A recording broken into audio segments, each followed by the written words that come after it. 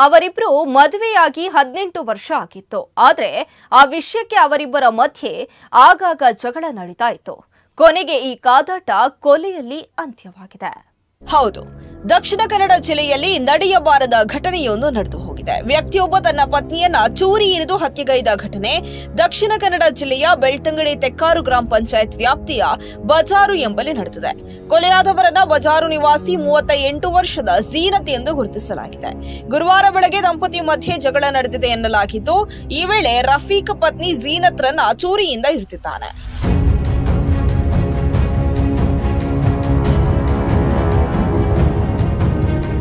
ಝೀನತ್ ಎಂಬುವರಿಗೆ ರಫೀಕ್ ಎಂಬಾತನೊಂದಿಗೆ ಸುಮಾರು 18 ವರ್ಷದ ಹಿಂದೆ ಮದುವೆಯಾಗಿದ್ದು ಇಬ್ಬರು ಮಕ್ಕಳಿದ್ದಾರೆ.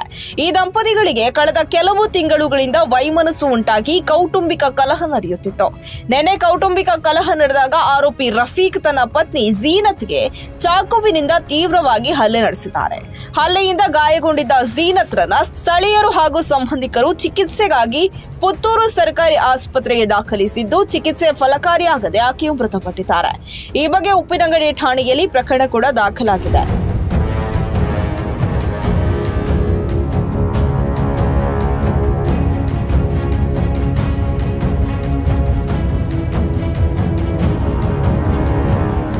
ಇನ್ನು ಈ ಪ್ರಕರಣಕ್ಕೆ ಸಂಬಂಧಿಸಿದಂತೆ ಇಂದು ಸ್ಥಳ ಮಹಜರಿಗೆ ಪೊಲೀಸ್ ಅಧಿಕಾರಿಗಳೊಂದಿಗೆ ಆರೋಪಿಯನ್ನ ಸ್ಥಳಕ್ಕೆ ಕರೆತಂದು ಮಹಜರು ನಡೆಸಲಾಯಿತು. ಕೊಲೆಯಾದ ಬಜಾರುವಿನ ತನ್ನ ಮನೆಗೆ ಆರೋಪಿ ರಫೀಕ್ರನ್ನ ಕರೆತಂದಿದ್ದು, ಪೊಲೀಸರ ತನಿಖೆಗೆ ಸಂಪೂರ್ಣವಾಗಿ ಸಹಕರಿಸಿದ್ರು.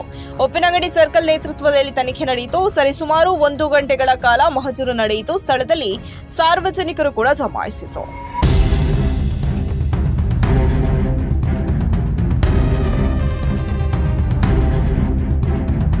ಒಟ್ಟಿನಲ್ಲಿ ಪತಿ ಪತ್ನಿಯ ಜಗಳ ಕೊಲೆಯಲ್ಲಿ ಅಂತ್ಯವಾಗಿದೆ. ಇದು ಕರಾವಳಿಯನ್ನು ಕೂಡ ಬೆಚ್ಚಿಬೀಳಿಸಿದೆ. ಬ್ಯೂರೋ ನ್ಯೂಸ್, ಅಭಿಮತ ಟಿವಿ, ಮಂಗಳೂರು.